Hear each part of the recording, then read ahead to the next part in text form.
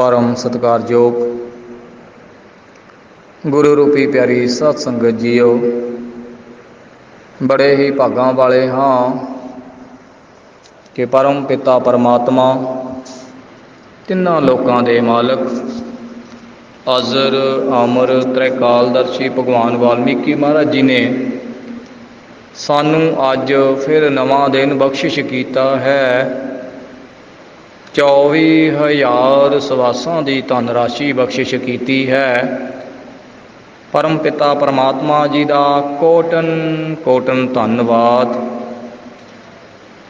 परम पिता परमात्मा दी आलाही जोत, कलयुग दे अवतार, ज्ञान दे सागर धन धन गुरु ज्ञाननाथ महाराज जी सानू रोज़ ही परम पिता परमात्मा दे घर दा रस्ता समझाउंदे ने, रोज़ ही सानू सच दा मार्ग दर्शाउंदे ने।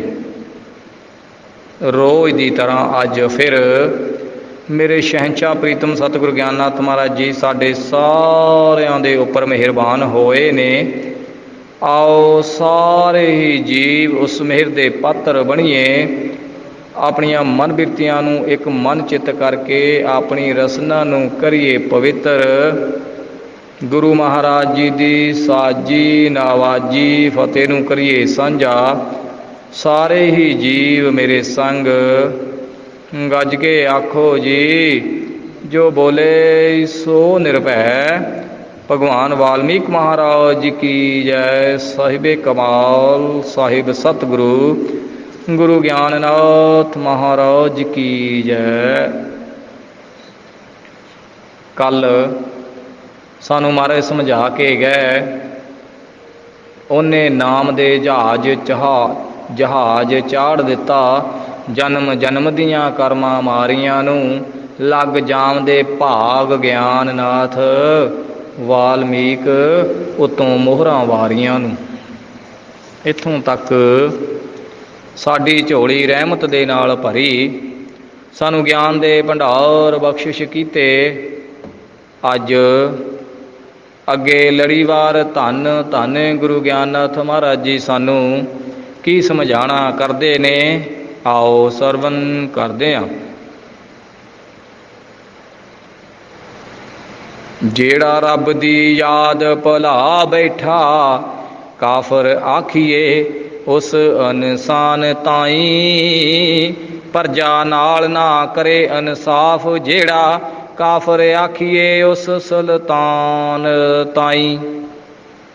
मेरे शहंशाह सतगुरु कलयुग दे अवतार, ज्ञान दे सागर, अनाथां दे नाथ धन धन गुरु ज्ञाननाथ महाराज जी सानू समझाना करते ने, मार्ग दर्शन करते ने, सानू सुचेत करते ने। महाराज कहते जेड़ा रब दी याद भुला बैठा, काफर आखिए उस इंसान ताई। महाराज जी ने इत्थे सानू बड़े प्यार सत्कार दे नाल समझाया है कि जिहड़ा परम पिता परमात्मा की याद भुला बैठा वो इंसान काफर हुंदा है। काफर तो भाव अकिरत कान, बेशुकराना। महाराज जी कहंदे हे प्राणी, जे तू रब की याद भुलावेगा, जिन्हें तेनू पैदा किया, जिन्हें तेनू इन्ना अच्छा जीवन बख्शिश किया है, तो तू इंसान नहीं काफर इंसान अखवावेगा।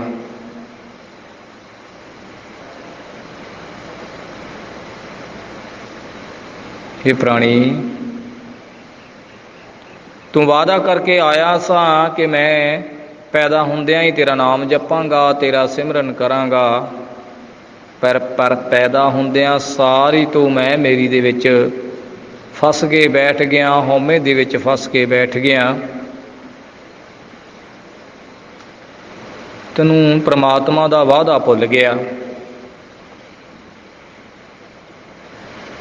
तां ही तां तू इन्हां दुखां दे विच घिरिया होया है, क्योंकि तू वादा पूरा नहीं कीता। जदों माँ के पेट विच पुट्ठा लमकिया सैं, ਉਦੋਂ ਵਾਅਦਾ ਕੀਤਾ ਸੀ ਕਿ ਹੇ ਪਰਮਾਤਮਾ ਮੈਨੂੰ ਇੱਥੋਂ ਬਾਹਰ ਕੱਢ, ਬਾਹਰ ਨਿਕਲ ਕੇ ਮੈਂ ਤੇਰਾ ਨਾਮ ਜਪਾਂਗਾ। ਪਰ ਬਾਹਰ ਨਿਕਲ ਕੇ ਤੂੰ ਆਪ ਹੀ ਰੱਬ ਬਣ ਕੇ ਬੈਠ ਗਿਆ। ਮਹਾਰਾਜ ਨੇ ਸਾਨੂੰ ਤਾਂ ਹੀ ਇੱਥੇ ਕਾਫਰ ਦੱਸਿਆ। ਮਹਾਰਾਜ ਕਹਿੰਦੇ ਉਹ ਅਕਿਰਤ ਘਣ ਲੋਕ ਹੁੰਦੇ ਨੇ ਜਿਹੜੇ ਪਰਮਾਤਮਾ ਦਾ ਸਿਮਰਨ ਭੁੱਲ ਜਾਂਦੇ ਨੇ, ਨਾਮ ਭੁੱਲ ਜਾਂਦੇ ਨੇ। ਧੰਨ ਗੁਰੂ ਗਿਆਨਨਾਥ ਮਹਾਰਾਜ ਜੀ ਸਾਨੂੰ ਸਮਝਾਉਂਦੇ ਨੇ ਕਿ ਜਿਹੜਾ ਰੱਬ ਦੀ ਯਾਦ ਭੁਲਾ ਬੈਠਾ, ਕਾਫਰ ਆਖੀਏ ਉਸ ਇਨਸਾਨ ਤਾਈਂ। ਉਸ ਇਨਸਾਨ ਨੂੰ ਕਾਫਰ ਕਿਹਾ ਜਾਂਦਾ ਹੈ ਜਿਹੜਾ ਉਸ ਅਕਾਲ ਪੁਰਖ ਦੀ ਯਾਦ ਭੁਲਾ ਬੈਠਾ ਹੋਵੇ। ਅਗਲੀ ਪੰਕਤੀ ਦੇ ਵਿੱਚ ਧੰਨ ਧੰਨ ਗੁਰੂ ਗਿਆਨਨਾਥ ਮਹਾਰਾਜ ਜੀ ਸਮਝਾਉਣਾ ਕਰਦੇ ਨੇ, ਪਰਜਾ ਨਾਲ ਨਾ ਕਰੇ ਇਨਸਾਫ, ਜਿਹੜਾ ਕਾਫਰ ਆਖੀਏ ਉਸ ਸੁਲਤਾਨ ਤਾਈਂ। ਮੇਰੇ ਸ਼ਹਿਨਸ਼ਾਹ ਸਤਿਗੁਰੂ ਗਿਆਨਨਾਥ ਮਹਾਰਾਜ ਸਮਝਾਉਂਦੇ ਨੇ, ਮਾਰਗ ਦਰਸ਼ਨ ਕਰਦੇ ਨੇ ਕਿ ਜਿਹੜਾ ਪਰਜਾ ਦੇ ਨਾਲ ਰਾਜਾ ਇਨਸਾਫ ਨਹੀਂ ਨਾ ਕਰਦਾ, ਉਸ ਤੋਂ ਵੱਡਾ ਕਾਫਰ ਕੋਈ ਨਹੀਂ। ਉਹ ਰਾਜਾ ਨਹੀਂ ਜਿਹੜਾ ਪਰਜਾ ਦੇ ਨਾਲ ਇਨਸਾਫ ਨਹੀਂ ਕਰਦਾ। ਅਗਲੀਆਂ ਪੰਕਤੀਆਂ ਦੇ ਵਿੱਚ ਧੰਨ ਗੁਰੂ ਗਿਆਨਨਾਥ ਮਹਾਰਾਜ ਸਾਨੂੰ ਕੀ ਸਮਝਾਉਣਾ ਕਰਦੇ ਨੇ, ਆਓ ਸਰਵਨ ਕਰਦੇ ਹਾਂ। ਜਿਹੜਾ ਕਿਸੇ ਦੀ ਚੀਜ਼ ਤੇ ਡੋਲ ਜਾਵੇ, ਕਾਫਰ ਆਖੀਏ ਉਸ ਈਮਾਨ ਤਾਈਂ। ਊਚ ਨੀਚ ਦੇ ਵਿਤਕਰੇ ਹੋਣ ਜਿੱਥੇ, ਕਾਫਰ ਆਖੀਏ ਉਸ ਜਹਾਨ ਤਾਈਂ। ਮੇਰੇ ਸ਼ਹਿਨਸ਼ਾਹ ਸਤਿਗੁਰੂ ਗਿਆਨਨਾਥ ਮਹਾਰਾਜ ਜੀ ਸਾਨੂੰ ਅੱਜ ਸੱਚ ਦਾ ਰਸਤਾ ਸਮਝਾ ਰਹੇ ਨੇ, ਬਾਰ-ਬਾਰ ਸਾਨੂੰ ਸਮਝਾ ਰਹੇ ਨੇ। ਮਹਾਰਾਜ ਕਹਿੰਦੇ ਜਿਹੜਾ ਕਿਸੇ ਦੀ ਚੀਜ਼ ਤੇ ਡੋਲ ਜਾਵੇ, ਕਾਫਰ ਆਖੀਏ ਉਸ ਅਮਾਨ ਤਾਈਂ। ਮਹਾਰਾਜ ਕਹਿੰਦੇ ਉਹ ਅਮਾਨ ਨਹੀਂ ਰਹਿੰਦਾ। ਜਿਹੜਾ ਕਿਸੇ ਦੀ ਚੀਜ਼ ਨੂੰ ਦੇਖ ਕੇ ਮਨ ਡੋਲ ਜਾਵੇ, ਉਹ ਇਮਾਨ ਦਾ ਪੱਕਾ ਨਹੀਂ। ਜਿਸ ਦਾ ਅਮਾਨ ਹੀ ਡੋਲ ਗਿਆ, ਉਹ ਪੱਕਾ ਨਹੀਂ, ਉਹ ਕੱਚਾ ਹੈ। ਜਿਹੜਾ ਬਾਰ-ਬਾਰ ਡੋਲ ਜਾਵੇ ਉਹ ਅਮਾਨ ਨਹੀਂ ਹੁੰਦਾ। ਮਹਾਰਾਜ ਕਹਿੰਦੇ ਉਹ ਕਾਫਰ ਅਮਾਨ ਹੁੰਦਾ ਹੈ। ਜਿਹੜਾ ਕਿਸੇ ਦੀ ਚੀਜ਼ ਤੇ ਡੋਲ ਜਾਵੇ, ਕਾਫਰ ਆਖੀਏ ਉਸ ਅਮਾਨ ਤਾਈਂ। ਉਸ ਅਮਾਨ ਨੂੰ ਅਸੀਂ ਕਾਫਰ ਕਹਿ ਸਕਦੇ ਹਾਂ, ਠੱਗ ਕਹਿ ਸਕਦੇ ਹਾਂ। ਊਚ ਨੀਚ ਦੇ ਵਿਤਕਰੇ ਹੋਣ ਜਿੱਥੇ, ਕਾਫਰ ਆਖੀਏ ਉਸ ਜਹਾਨ ਤਾਈਂ। ਮੇਰੇ ਸ਼ਹਿਨਸ਼ਾਹ ਸਤਿਗੁਰੂ ਗਿਆਨਨਾਥ ਮਹਾਰਾਜ ਜੀ ਸਾਨੂੰ ਸਮਝਾਉਣਾ ਕਰਦੇ ਨੇ ਕਿ ਜਿਸ ਜਹਾਨ ਦੇ ਵਿੱਚ, ਜਿਸ ਸੰਸਾਰ ਦੇ ਵਿੱਚ, ਜਿਸ ਦੇਸ਼ ਦੇ ਵਿੱਚ, ਜਿਸ ਗਲੀ ਦੇ ਵਿੱਚ, ਜਿਸ ਨਗਰ ਦੇ ਵਿੱਚ ਊਚ ਨੀਚ ਦੇ ਵਿਤਕਰੇ ਹੁੰਦੇ ਨੇ, ਉਹ ਕਾਫਰ ਲੋਕ ਹੁੰਦੇ ਨੇ। ਊਚ ਨੀਚ ਦੇ ਵਿਤਕਰੇ ਹੋਣ ਜਿੱਥੇ, ਕਾਫਰ ਆਖੀਏ ਉਸ ਜਹਾਨ ਤਾਈਂ। ਮਹਾਰਾਜ ਜੀ ਕਹਿੰਦੇ ਉਹ ਏਰੀਆ, ਉਹ ਕਾਫਰ ਲੋਕਾਂ ਦਾ ਏਰੀਆ ਹੁੰਦਾ ਜਿੱਥੇ ਭੇਦ ਭਾਵ ਕੀਤਾ ਜਾਂਦਾ ਹੈ। ਉਹ ਰੱਬ ਦੇ ਦੁਸ਼ਮਣ ਹੁੰਦੇ ਨੇ, ਉਹ ਅਕਾਲ ਪੁਰਖ ਦੇ ਦੁਸ਼ਮਣ ਹੁੰਦੇ ਨੇ। ਜਿੱਥੇ ਜਾਤ ਪਾਤ ਦਾ ਭੇਦ ਭਾਵ ਕੀਤਾ ਜਾਂਦਾ ਹੈ, ਊਚ ਨੀਚ ਦਾ ਭੇਦ ਭਾਵ ਕੀਤਾ ਜਾਂਦਾ ਹੈ, ਧਰਮਾਂ ਮਜ਼ਹਬਾਂ ਦਾ ਭੇਦ ਭਾਵ ਕੀਤਾ ਜਾਂਦਾ ਹੈ, ਉਹ ਕਾਫਰ ਲੋਕ ਹੁੰਦੇ ਨੇ। ਉਹ ਰੱਬ ਦੇ ਦੁਸ਼ਮਣ ਹੁੰਦੇ ਨੇ, ਪਰਮਾਤਮਾ ਦੇ ਦੁਸ਼ਮਣ ਹੁੰਦੇ ਨੇ, ਇਨਸਾਨੀਅਤ ਦੇ ਦੁਸ਼ਮਣ ਹੁੰਦੇ ਨੇ। ਊਚ ਨੀਚ ਦੇ ਵਿਤਕਰੇ ਹੋਣ ਜਿੱਥੇ, ਕਾਫਰ ਆਖੀਏ ਉਸ ਜਹਾਨ ਤਾਈਂ। ਮਹਾਰਾਜ ਕਹਿੰਦੇ ਉਸ ਜਗ੍ਹਾ ਨੂੰ, ਉਸ ਦੇਸ਼ ਨੂੰ, ਉਸ ਸੰਸਾਰ ਨੂੰ ਕਾਫਰ ਕਿਹਾ ਜਾਂਦਾ ਹੈ ਜਿੱਥੇ ਜਾਤ ਪਾਤ ਦਾ ਵਿਤਕਰਾ ਹੋਵੇ, ਧਰਮਾਂ ਮਜ਼ਹਬ ਦਾ ਵਿਤਕਰਾ ਹੋਵੇ, ਊਚ ਨੀਚ ਦਾ ਵਿਤਕਰਾ ਹੋਵੇ। ਅੱਗੇ ਧੰਨ ਧੰਨ ਗੁਰੂ ਗਿਆਨਨਾਥ ਮਹਾਰਾਜ ਜੀ ਸਾਨੂੰ ਕੀ ਸਮਝਾਉਣਾ ਕਰਦੇ ਨੇ, ਆਓ ਸਰਵਨ ਕਰਦੇ ਹਾਂ। ਜਿਹੜਾ ਗਊ ਗਰੀਬ ਨੂੰ ਦੁੱਖ ਦੇਵੇ, ਕਾਫਰ ਆਖੀਏ ਉਸ ਬਲਵਾਨ ਤਾਈਂ। ਜਾਤ ਪਾਤ ਦੇ ਪੂਤਲੇ ਘੜੇ ਜਿਹੜਾ, ਕਾਫਰ ਆਖੀਏ ਉਸ ਪੁਰਾਣ ਤਾਈਂ। ਮੇਰੇ ਸ਼ਹਿਨਸ਼ਾਹ ਸਤਿਗੁਰੂ ਗਿਆਨਨਾਥ ਮਹਾਰਾਜ ਜੀ ਸਾਨੂੰ ਸਮਝਾਉਣਾ ਕਰਦੇ ਨੇ ਕਿ ਜਿਹੜਾ ਗਊ ਗਰੀਬ ਨੂੰ ਦੁੱਖ ਦੇਵੇ, ਕਾਫਰ ਆਖੀਏ ਉਸ ਬਲਵਾਨ ਤਾਈਂ। ਬਲਵਾਨ ਕਹਿੰਦੇ ਨੇ ਯੋਧੇ ਨੂੰ। ਮਹਾਰਾਜ ਕਹਿੰਦੇ ਨੇ ਜਿਹੜਾ ਇਨਸਾਨ ਆਪਣੇ ਆਪ 'ਤੇ ਘਮੰਡ ਕਰਦਾ ਹੈ, ਆਪਣੇ ਆਪ ਨੂੰ ਯੋਧਾ ਦੱਸਦਾ ਹੈ, ਪਰ ਗਰੀਬਾਂ ਦੇ ਉੱਤੇ ਜ਼ੁਲਮ ਕਰਦਾ ਹੈ, ਗਊ ਗਰੀਬ ਦੇ ਉੱਤੇ ਜ਼ੁਲਮ ਕਰਦਾ, ਉਹ ਯੋਧਾ ਨਹੀਂ ਹੈ, ਉਹ ਕਾਫਰ ਹੈ। ਧੰਨ ਗੁਰੂ ਗਿਆਨਨਾਥ ਮਹਾਰਾਜ ਕਹਿੰਦੇ ਜਿਹੜਾ ਗਊ ਗਰੀਬ ਨੂੰ ਦੁੱਖ ਦੇਵੇ ਕਾਫਰ ਆਖੀਏ ਉਸ ਬਲਵਾਨ ਤਾਈਂ। ਉਸ ਬਲਵਾਨ ਉਸ ਯੋਧੇ ਨੂੰ ਯੋਧਾ ਨਹੀਂ ਕਿਹਾ ਜਾ ਸਕਦਾ। ਮਹਾਰਾਜ ਕਹਿੰਦੇ ਉਹ ਕਾਫਰ ਹੁੰਦਾ ਹੈ। ਜਿਹੜਾ ਗਰੀਬਾਂ ਨੂੰ ਦੁੱਖ ਦੇਵੇ, ਗਊ ਗਰੀਬ ਦਾ ਜਿਹੜਾ ਦੁੱਖ ਨਹੀਂ ਦੇਖ ਸਕਦਾ ਉਹ ਬਲਵਾਨ ਨਹੀਂ ਹੋ ਸਕਦਾ, ਉਹ ਯੋਧਾ ਨਹੀਂ ਹੋ ਸਕਦਾ। ਜਿਹੜਾ ਗਰੀਬਾਂ ਦੀ ਮਦਦ ਕਰਦਾ ਹੈ ਉਹੀ ਬਲਵਾਨ ਹੋ ਸਕਦਾ, ਬੇਸ਼ੱਕ ਉਹ ਸਰੀਰ ਦਾ ਭਾਵੇਂ ਕਮਜ਼ੋਰ ਹੋਵੇ। ਮਹਾਰਾਜ ਜੀ ਨੇ ਦੁੱਖ ਦੇਣ ਵਾਲੇ ਨੂੰ ਕਾਫਰ ਕਿਹਾ, ਬਲਵਾਨ ਨਹੀਂ ਕਿਹਾ।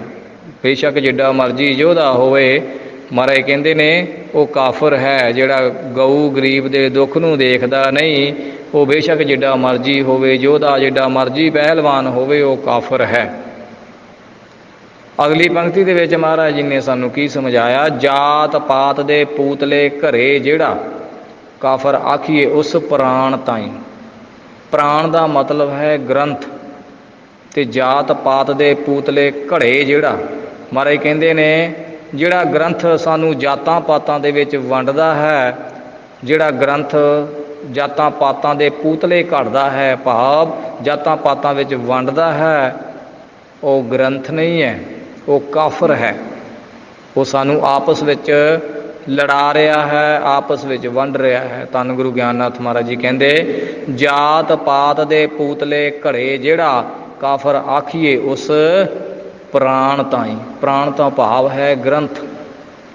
ਮਹਾਰਾਜ ਜੀ ਕਹਿੰਦੇ ਉਹ ਗ੍ਰੰਥ ਨਹੀਂ ਹੋ ਸਕਦਾ ਜਿਹੜਾ ਸਾਨੂੰ ਆਪਸ ਦੇ ਵਿੱਚ ਵੰਡਦਾ ਹੈ, ਜਾਤਾਂ ਪਾਤਾਂ ਦੇ ਵਿੱਚ ਵੰਡਦਾ ਹੈ, ਜਾਤਾਂ ਪਾਤਾਂ ਦੇ ਪੂਤਲੇ ਘੜਦਾ ਹੈ, ਉਹ ਗ੍ਰੰਥ ਨਹੀਂ, ਉਹ ਕਾਫਰ ਹੈ।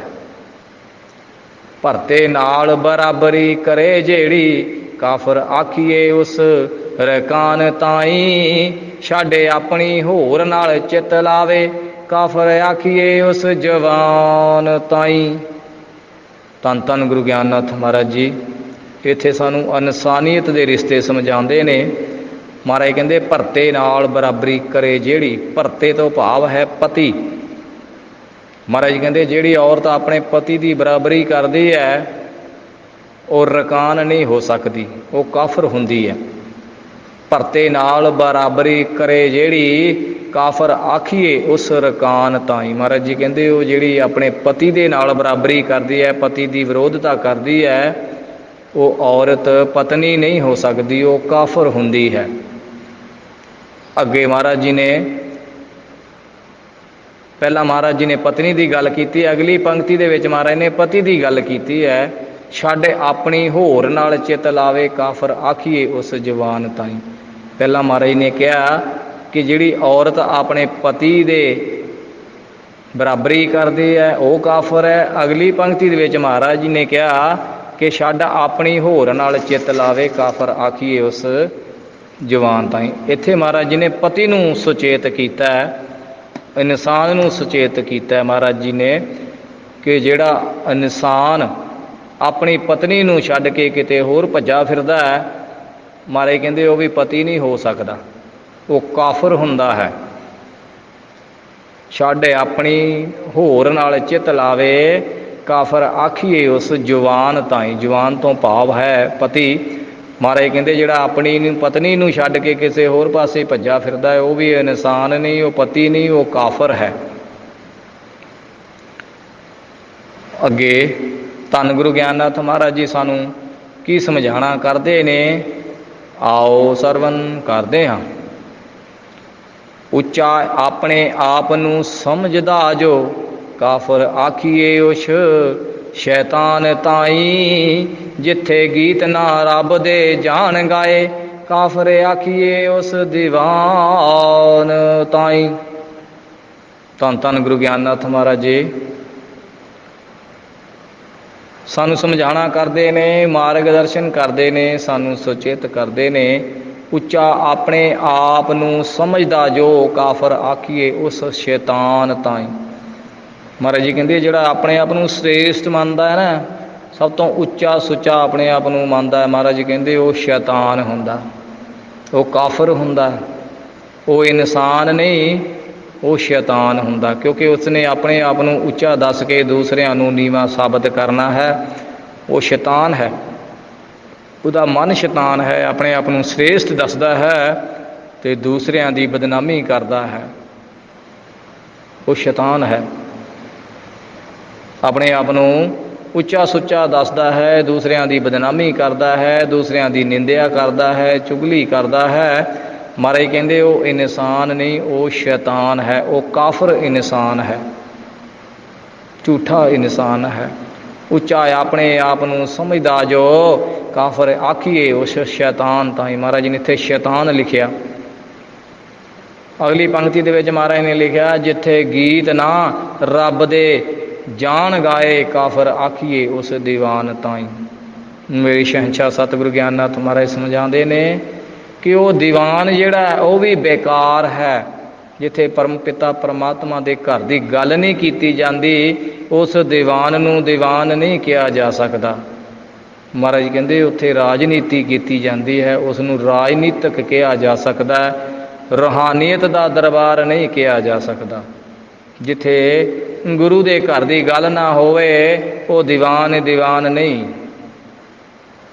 ਜਿੱਥੇ ਰੱਬ ਦੇ ਘਰ ਦੀ ਗੱਲ ਹੁੰਦੀ ਹੈ, ਪਰਮਾਤਮਾ ਦੇ ਘਰ ਦੀ ਗੱਲ ਹੁੰਦੀ ਹੈ, ਉਹਨੂੰ ਸਤਸੰਗ ਕਿਹਾ ਜਾਂਦਾ ਹੈ। ਜਿੱਥੇ ਦੀਵਾਨ ਦੇ ਵਿੱਚ ਰਾਜਨੀਤਿਕ ਗੱਲਾਂ ਕੀਤੀਆਂ ਜਾਂਦੀਆਂ, ਨਿੰਦਿਆ ਕੀਤੀ ਜਾਂਦੀ, ਦੂਸਰਿਆਂ ਦੀ ਚੁਗਲੀ ਕੀਤੀ ਜਾਂਦੀ ਹੈ, ਮਹਾਰਾਜ ਜੀ ਕਹਿੰਦੇ ਉਹ ਦੀਵਾਨ ਨਹੀਂ ਹੁੰਦਾ, ਉਹ ਕਾਫਰ ਦੀਵਾਨ ਕਹਿੰਦੇ ਉਹਨੂੰ। ਜਿੱਥੇ ਵੇਸ਼ਵਾ ਲੋਕ ਪ੍ਰੀਤ ਕਰਦੀ, ਕਾਫਰ ਆਖੀਏ ਉਸ ਮਕਾਨ ਤਾਈ। ਜਿਹਦੇ ਵਿੱਚ ਲੱਖਾਂ ਹੇਰਾ ਫੇਰੀਆਂ ਨੇ, ਕਾਫਰ ਆਖੀਏ ਉਸ ਸੰਵਿਧਾਨ ਤਾਈ। ਮੇਰੇ ਸ਼ਹਿਨਸ਼ਾਹ ਸਤਿਗੁਰੂ ਗਿਆਨਨਾਥ ਮਹਾਰਾਜ ਜੀ ਸਾਨੂੰ ਸਮਝਾਉਣਾ ਕਰਦੇ ਨੇ, ਮਾਰਗ ਦਰਸ਼ਨ ਕਰਦੇ ਨੇ, ਸੁਚੇਤ ਕਰਦੇ ਨੇ। ਮਹਾਰਾਜ ਕਹਿੰਦੇ ਜਿੱਥੇ ਵੇਸ਼ਵਾ ਲੋਕ ਪ੍ਰੀਤ ਕਰਦੀ, ਕਾਫਰ ਆਖੀਏ ਉਸ ਮਕਾਨ ਤਾਈ। ਮਹਾਰਾਜ ਜੀ ਕਹਿੰਦੇ ਜੇ ਵੇਸ਼ਵਾ ਜਿਹੜੀ ਹੈ ਜਦੋਂ ਆਪਣੇ ਮਕਾਨ ਦੇ ਨਾਲ ਪ੍ਰੀਤ ਕਰਦੀ ਹੈ, ਉਹ ਮਕਾਨ ਨਹੀਂ ਹੁੰਦਾ, ਉਹ ਇੱਕ ਕੋਠਾ ਹੁੰਦਾ ਹੈ। ਉੱਥੇ ਕੋਈ ਵੀ ਆ ਜਾ ਸਕਦਾ ਹੈ। ਉਹਦੀ ਪ੍ਰੀਤ ਸਿਰਫ ਅਤੇ ਸਿਰਫ ਮਾਇਆ ਨਾਲ ਹੁੰਦੀ ਹੈ। ਉਹ ਮਕਾਨ ਨਹੀਂ ਹੁੰਦਾ, ਉਹ ਇੱਕ ਕੋਠਾ ਹੁੰਦਾ। ਅੱਗੇ ਮਹਾਰਾਜ ਜੀ ਨੇ ਕਿਹਾ, ਜਿਹਦੇ ਵਿੱਚ ਲੱਖਾਂ ਹੇਰਾ ਫੇਰੀਆਂ ਨੇ, ਕਾਫਰ ਆਖੀਏ ਉਸ ਸੰਵਿਧਾਨ ਤਾਈ।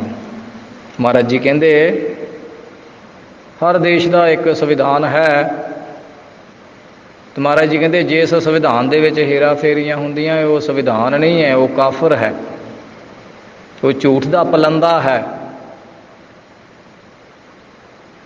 ਜਿੱਥੇ ਰੋਜ਼ ਹੇਰਾ ਫੇਰੀਆਂ ਕੀਤੀਆਂ ਜਾਂਦੀਆਂ ਨੇ, ਗਰੀਬਾਂ ਨੂੰ ਲਿਤਾੜਿਆ ਜਾਂਦਾ ਹੈ, ਗਰੀਬਾਂ ਦੇ ਹੱਕ ਮਾਰੇ ਜਾਂਦੇ ਨੇ, ਮਹਾਰਾਜ ਜੀ ਕਹਿੰਦੇ